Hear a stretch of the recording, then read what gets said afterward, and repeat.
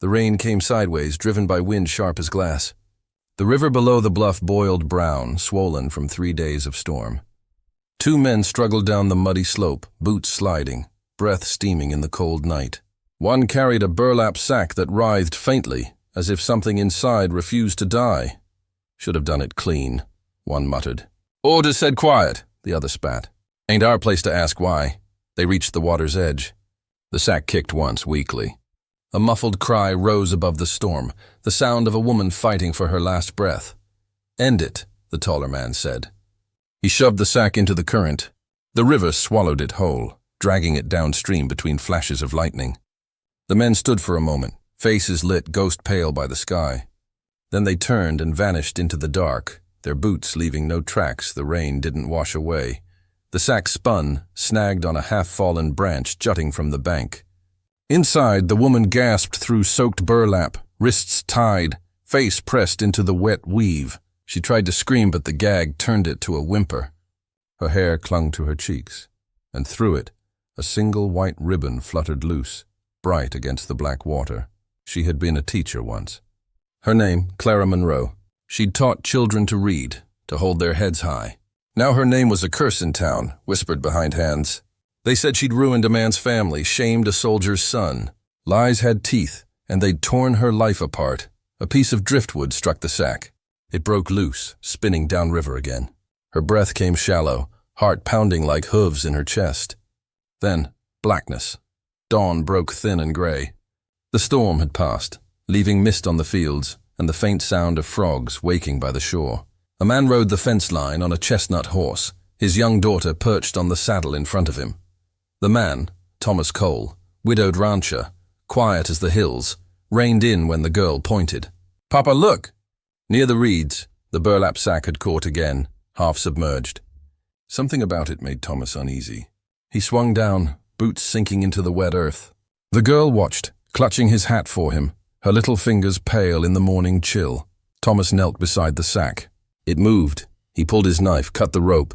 When he peeled the burlap open, a pale hand slipped free, fingers trembling, lips blue. For a second, he thought it was too late. Then the woman's eyes flickered open, catching the first light of morning. She looked at him without seeing, water running down her cheeks like tears. Thomas froze. He hadn't seen a living soul washed up like this since the war. "Papa," the girl whispered. "She's pretty." He pressed 2 fingers to the woman's throat.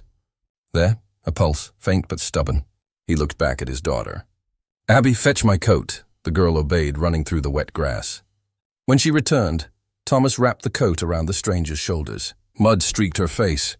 The white ribbon clung to her hair like a ghost of innocence. "Who would do this?" he muttered. Abby stared at the woman's still face. Her voice came soft, trembling, the kind of whisper a child gives when she's certain of something no one else can see. "Papa," she said. "She's Mama." Thomas went still. The words struck deeper than the cold. He looked down at the woman again, the fragile rise of her chest, the ribbon, the ruin. For a moment the past pressed hard against him, a memory of his wife's laughter, the sound of a lullaby long gone. He scooped the woman into his arms. "Hold tight," he told his daughter. They rode through the gray light toward the ranch, the river whispering behind them. Thunder rolled far off in the mountains. Thomas didn't look back. He didn't know that by saving her, he'd just declared war on the town.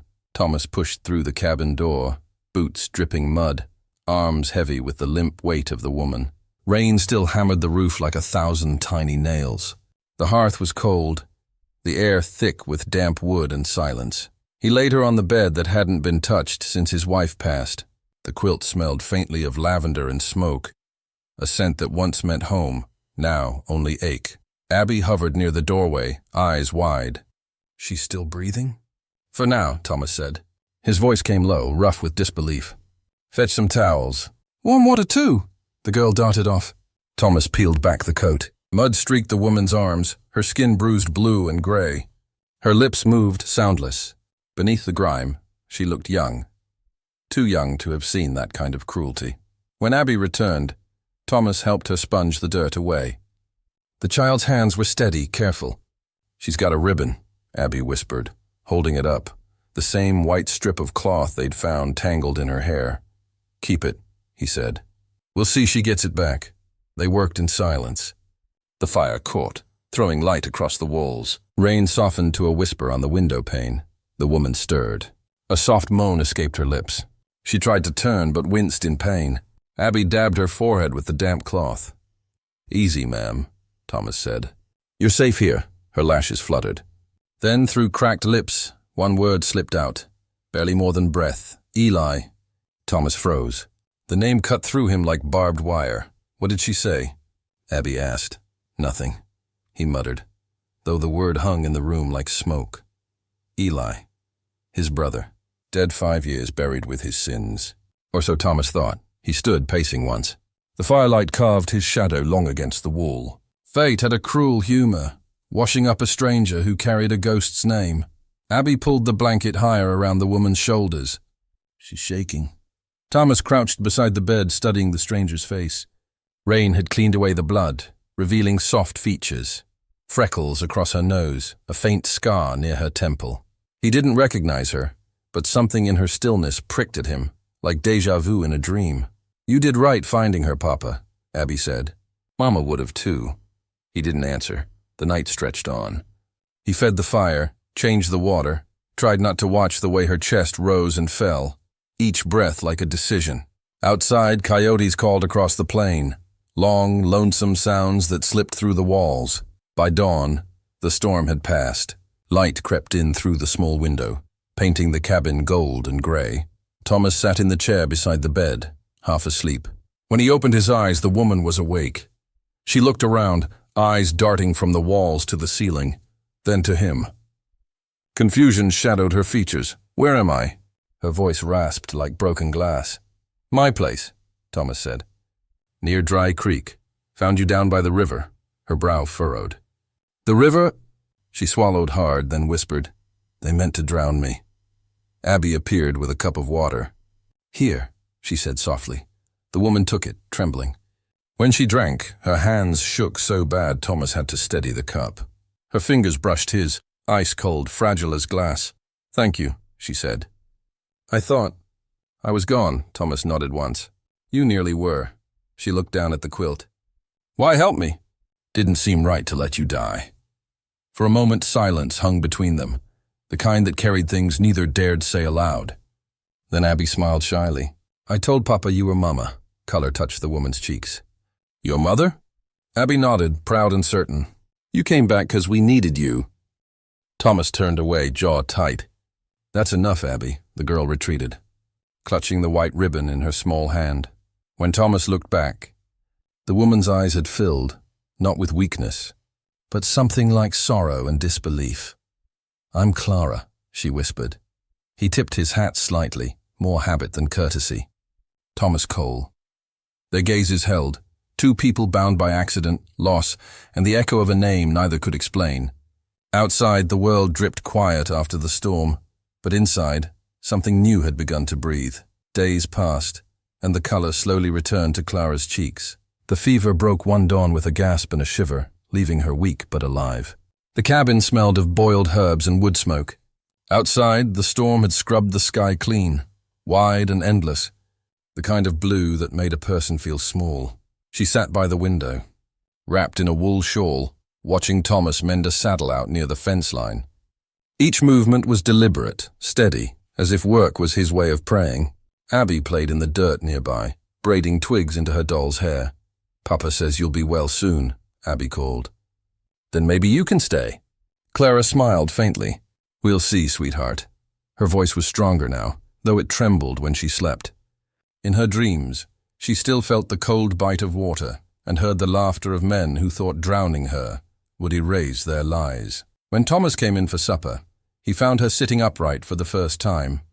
"You're on your feet," he said, surprise softening his tone. "I remember my name now," she said quietly. "Clara Monroe." He nodded once. "Thomas Cole. I know," she said. "Your daughter talks about you enough." Abby grinned from the corner, hugging her doll. She had tied the white ribbon into its hair. "So she never gets lost again," she told Clara proudly. Thomas looked at it for a long second, then turned to hang his hat by the door. By week's end, Clara moved slow but steady around the cabin. She tried to help where she could, sweeping, washing, tending to the fire. Thomas told her not to, but she said work made her feel alive again. Outside, rumors traveled faster than horses. Neighbors who once tipped their hats now stared hard as Thomas rode past. The preacher's wife stopped coming by. By Sunday, word had reached town that the widow rancher took in a sinner. That evening, the preacher himself rode up the trail, Bible in hand, eyes like cold steel. "You're a good man, Thomas," he said, standing on the porch. "Don't let charity turn to shame." "Folks talk." Thomas leaned against the doorframe. "Let 'em. She's marked," the preacher pressed. "You're harboring sin under your roof." From inside, Clara heard every word. She stood behind the curtain, fingers tight on the fabric, shame crawling up her throat. When the preacher left, Thomas stepped in. "You heard that?" She nodded. "I'll pack my things." He looked at her. Really looked. And saw the fear hiding behind the strength. "You leave," he said quietly. "They win." Her eyes glistened. "And what if they come for me again? Then they'll find they came to the wrong ranch." For the first time, she smiled. Small. Genuine. That night, they ate by lantern light. The air hummed with quiet. Thomas said little, as always. Abby chattered about the calves, her voice filling the spaces where grief used to live. When the plates were cleared, Clara helped wash them. Her hands brushed his once, a spark, quick and confusing. He stepped back, pretending not to notice. Later, Abby begged for a song before bed. "Mama used to sing one," she said, tugging at Clara's sleeve. "Please." Clara hesitated, then began to hum, soft, low, almost like the wind moving through the grass. Thomas froze. The melody was the same lullaby his wife used to sing when Abby was still a baby. The same pauses, the same rise on the last note. The sound hollowed him out and filled him all at once. He stood by the doorway, shadows cutting across his face. Clara didn't see him watching, but she felt it. The quiet pull of something unnamed, fragile, beginning to stir. When the last note faded, only the wind remained. Spring came slow that year, crawling over the plains like a cautious traveler. The snow melted into streams that fed the thirsty earth, and the ranch woke with color again. Clara rose before dawn most mornings. Her sleeves rolled, hair pinned back with the white ribbon Abby had insisted she keep. The ribbon had yellowed a little, but she tied it anyway, a quiet promise to herself. Her hands grew rough, her palms lined with tiny cuts from hauling feed and fixing fence wire.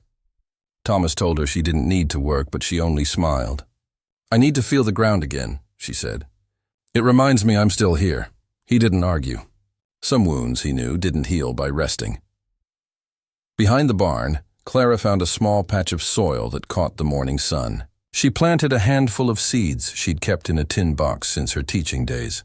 Wild flowers she'd meant to give her students before everything was taken. She marked the spot with the white ribbon, tied to a stick. It fluttered in the breeze like a fragile flag of peace. That garden became her secret prayer, a corner of the world untouched by cruelty.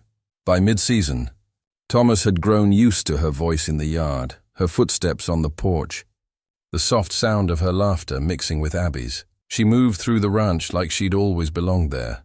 He caught himself watching her sometimes, the way she brushed a horse's neck, or hummed while hanging laundry. She didn't shrink from work or weather. When the air turned hot and dry, she labored beside him until sweat streaked her temples and dust caked her skirt. One afternoon, he found her staring at the horizon. "You ever think of leaving?" he asked. She turned to him, squinting against the light. "Once, but then I started to grow roots," he almost smiled. "Roots can get tangled. Maybe that's how they hold on." The sky darkened the next evening. Thunder rolled across the hills, and wind whipped through the pasture. When the first fence post cracked, Thomas ran for his coat. He turned to see Clara already pulling on her boots. "Stay inside," he called. She shook her head. "You'll need another pair of hands." The rain came fast, slicing sideways.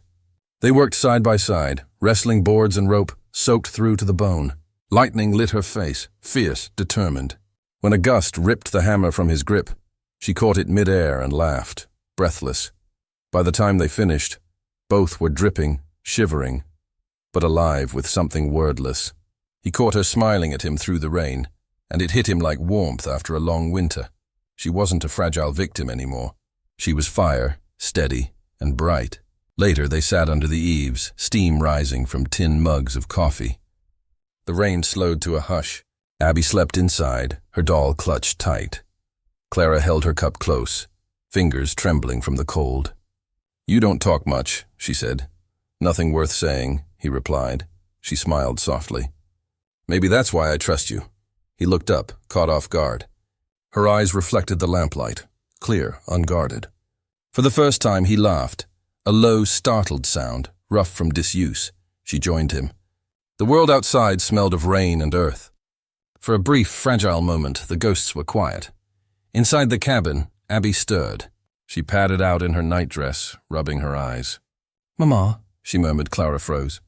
Thomas waited for her to correct the child, but she didn't. Instead, she pulled Abby into her lap, kissed her hair, and whispered, "Go back to sleep, sweetheart." Abby smiled drowsily. "Night, Mama." Thomas looked away, but something shifted in his chest, something dangerous, like hope. When the night settled and Clara finally went to bed, Thomas stayed by the dying fire, staring at the flickering coals. A knock startled him. He opened the door, no one there. Only the wind moving through the yard, then he saw it. A folded scrap of paper on the floorboards. Rain had blurred the ink, but the words were still legible enough to chill him. "You don't know who she really is." He stepped into the night, scanning the dark hills. Nothing moved except the ribbon in the garden, swaying gently under the moonlight. The sun had barely crested the hills when the first rider appeared on the ridge. Dust clouded the horizon, curling with each hoofbeat. Clara was sweeping the porch, the white ribbon still tied around her hair, when the figure drew closer, tall, mounted, with a badge glinting like a shard of steel, Sheriff Grady. He rode straight up to the gate, reins tight in one hand, a rolled paper clutched in the other. His voice cut through the morning quiet. "Thomas Cole?" Thomas emerged from the cabin, jaw tight, eyes narrowing. "What is it, Grady?" The sheriff unrolled the paper with a flourish. The image hit the porch like a bullet. Clara's face, her hair plastered, eyes wide, the same as now, stamped beneath bold letters. "Wanted, Clara Monroe, accused of infanticide." Clara froze, hands gripping the broom. The wind dropped. Somewhere a horse whinnied. Her heart thudded like a hammer against her ribs. "Infanticide?" she whispered, disbelief slicing through her chest. "Folks are talking," Grady said flatly. "They want answers. You've been hiding a criminal." Murmurs spread through the yard like wildfire. By midday, townsfolk gathered, faces hard, eyes suspicious, whispers sharp as barbed wire. Thomas stepped forward, shielding Clara instinctively. "This is a lie," he said, voice low but steady. "She's done nothing," the crowd hissed. "She's a liar," one woman spat. "She's no better than the stories say." Clara's knees weakened. She sank onto the porch step, covering her face. When she looked up, Thomas's expression held both anger and doubt. Not of her, but of the world that had done this to her. He stepped closer, voice barely audible. "Tell me the truth, Clara, now." Tears streaked her cheeks. She drew in a trembling breath. "It wasn't mine," she said. "The child belonged to my employer's daughter. She was what the town would say. Afraid of her own family? They couldn't know." Thomas's fists clenched. "And they left you to be accused?" "Yes," she whispered, voice breaking. "When the truth surfaced, they framed me. Said I was the one to save themselves. I had no choice. I protected her, even if it meant taking the blame." The wind picked up, lifting dust across the yard. Thomas's jaw tightened. "You expect me to believe that?" She shook her head. "I don't expect anything," she murmured. "But your daughter does." Abby's small hand brushed against Clara's. The child's wide eyes reflected hope, trust, the kind of faith that demanded courage. Thomas exhaled slowly, pressing his palms to his thighs. He glanced at the mob, torch flames flickering, eyes hungry for scandal. "They won't wait for proof," he said, voice tight. "They'll burn everything down if they get a chance." Outside, the crowd pressed forward, voices rising like a storm. Thomas moved between Clara and the mob, rifle in hand. His fingers rested lightly on the trigger, not ready to fire, but ready to defend. Clara stood beside him, knees weak, hand clutching the white ribbon pinned in her hair. Her breath came shallow. For a moment she thought the earth might swallow her whole. "Step back." Thomas barked. His voice cut through the murmurs, carrying over the yard like rolling thunder. "She stays here. She's under my roof." "You want a fight? You'll get one." The crowd paused. Faces glared, but the quiet that followed was heavier than words. Whispers drifted like smoke. Grady cleared his throat, uncertain. "Cole." "You're risking a lot?" "I'm risking nothing," Thomas said, jaw set. "She's done nothing wrong, and I won't let you touch her." For a moment, the world held its breath. Clara felt her pulse slow, stirred by the resolve in Thomas's stance. Abby wrapped her tiny fingers around her mother's hand, or at least the woman she called Mama. Clara finally dared to meet Thomas's eyes. No doubt lingered there, only the hard truth. Sometimes justice had to be held in one's own hands. In the face of fire and lies, she straightened, drew in a shaky breath, and whispered to herself, "I'll survive this too." And for the first time since the storm, the ribbon in her hair fluttered in the breeze. A quiet signal of hope, defiance, and beginnings yet to come. The night was ink black, heavy with fog and the scent of wet earth. Thomas slept fitfully, dreaming of the river and the woman he had saved. A distant clatter of hooves woke him. By the time he reached the porch, Abby's scream shredded the quiet. "Clara," she cried. Lanterns bobbed in the yard. Soldiers in gray lined up, led by Sheriff Grady. They moved with the certainty of men following orders, their boots sinking into mud. Clara's hands were bound. A gag stifled her cries. The white ribbon she had worn, caught in the rain and mud, fluttered once before sinking into the brown sludge. "Back to your knees, woman," Grady barked. Thomas's heart hammered. He grabbed the rifle leaning against the wall, but he stayed still, studying the scene. Abby clung to the porch post, weeping. Thomas wanted to charge, to fight every soldier, but knew he'd be overwhelmed. The men hauled Clara toward the gate. She twisted, struggling against the ropes. Her eyes met Thomas's, wide and desperate. He gritted his teeth. "Hold on," he muttered under his breath. The soldiers disappeared into the mist, Clara's muffled cries echoing across the yard. The white ribbon lay in the mud, a silent witness to her capture, floating in the puddles like a promise broken. By dawn, Thomas rode into town. The streets were quiet, but whispers followed him like a shadow. He stopped at the general store and asked questions. Subtle, cautious. Then the truth came like a thunderclap. The woman who had accused Clara, the employer's daughter, was the sister of someone familiar. His blood ran cold as the clerk spoke her name, then another and another. His brother Eli, presumed dead for years, lost to war, to rumor, to everything. But here he was, alive under a false name, weaving lies that destroyed Clara's life. Thomas felt bile rise, a mixture of rage, grief, and disbelief. Clara had been nothing more than a scapegoat. His own blood, the brother he mourned, had sent her to the gallows.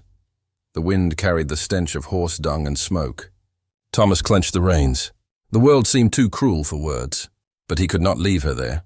Not now. Not ever. Night fell again, a new darkness, heavier than the last. Thomas spurred his horse into the Black Hills, boots strapped into the stirrups, rifle slung over his back. He moved fast, guided by instinct and desperation. The sky above was a canvas of stars, but they did nothing to ease the ache in his chest. He thought of Clara, of her eyes pleading, of the way she had smiled at Abby just days before, of the white ribbon glinting in the sun as if it carried a fragment of hope. He would not let it vanish into mud and memory. Hours passed. Horses stumbled over roots and stones, muscles screaming, lungs burning. Every shadow on the trail became a threat, every rustle of leaves a warning. Yet he pressed on, determined.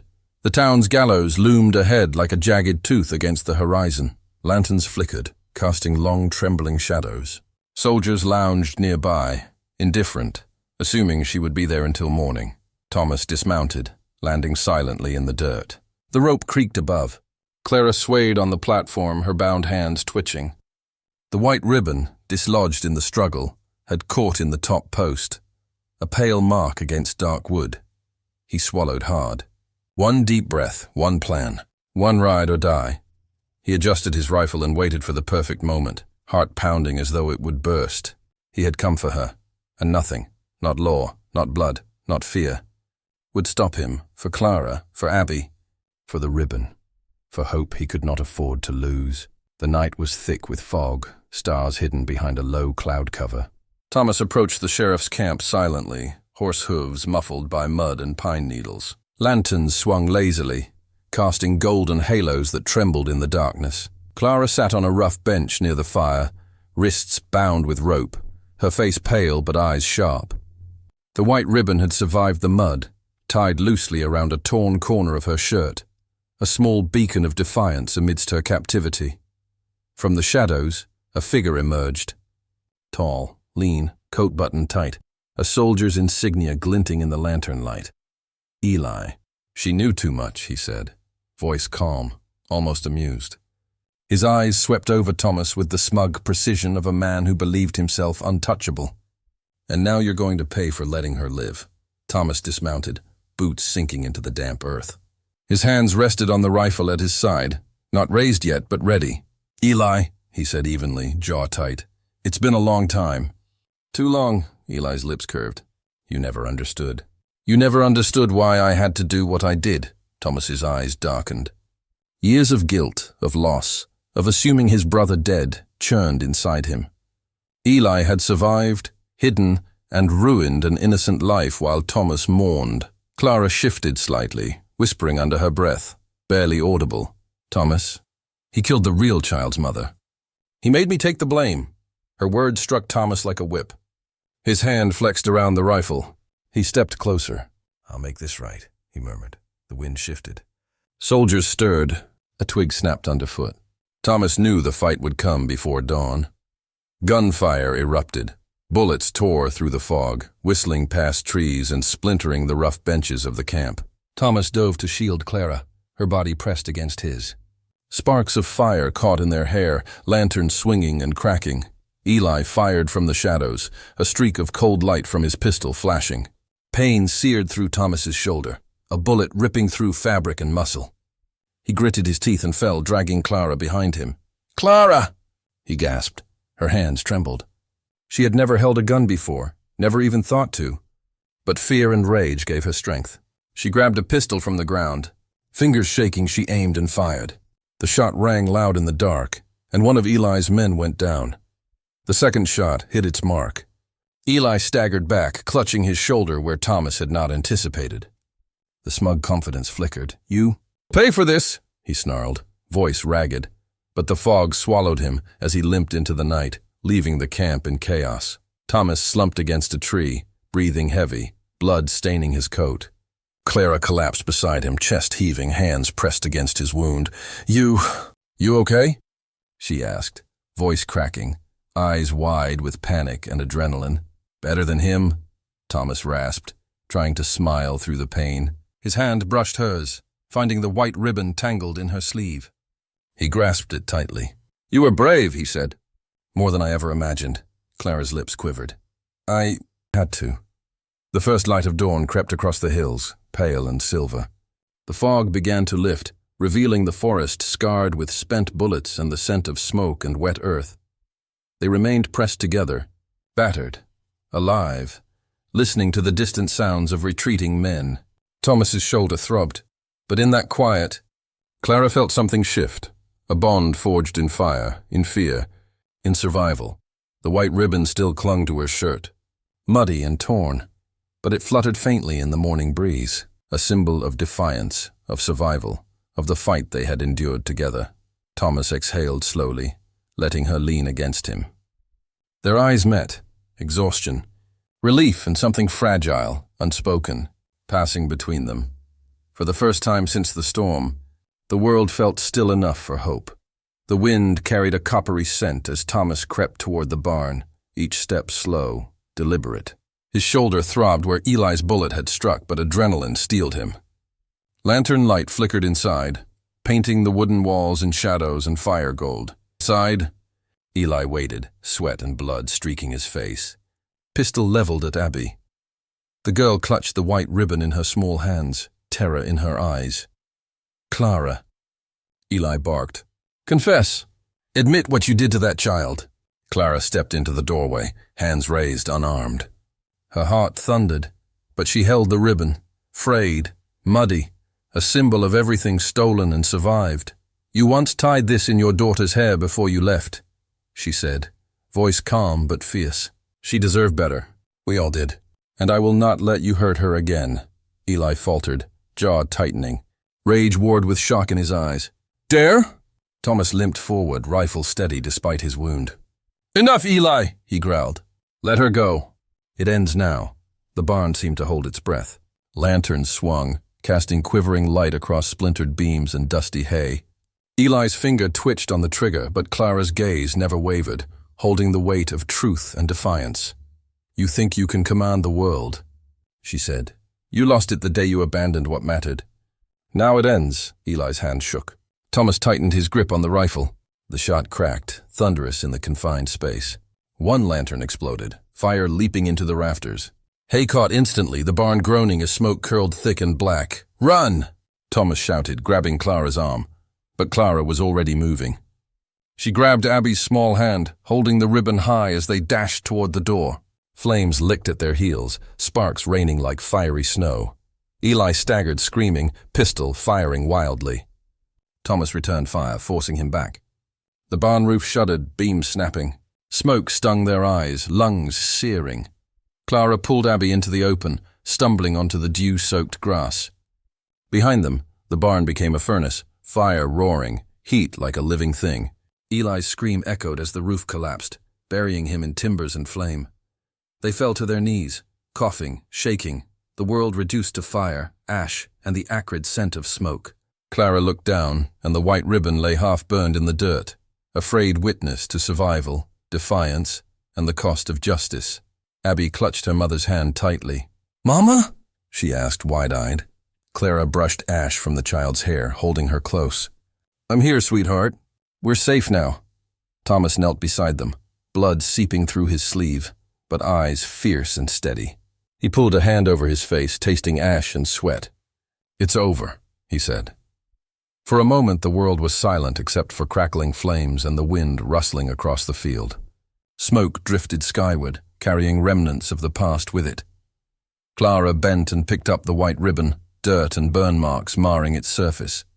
She held it against her chest, feeling the weight of what it symbolized: survival, hope, and the promise to protect those who could not protect themselves.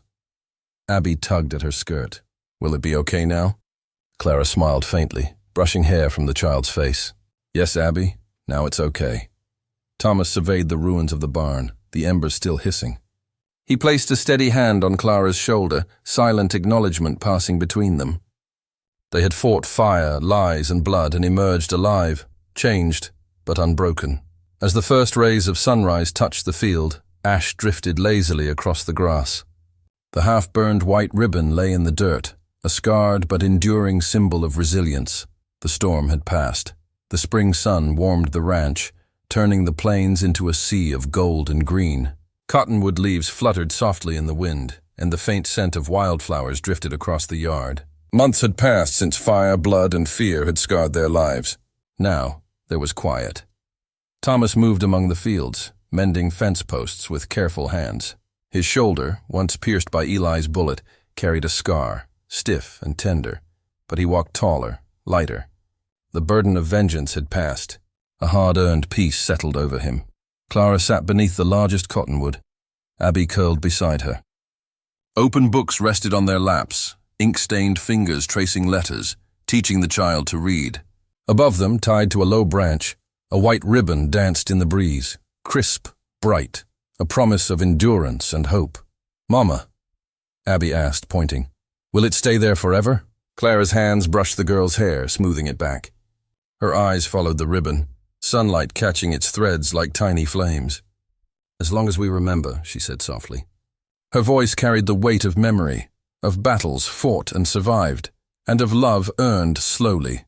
The ribbon swayed gently, a sentinel above the two of them. It was more than cloth. It was a symbol of survival, courage, and the bond forged between them through storm, blood, and fire. It held the story of a girl abandoned, and a man who saved her, a child who found a mother, and a family reborn. The preacher passed along the dusty road, cane tapping lightly against the stones. He stopped briefly, nodding in quiet acknowledgement.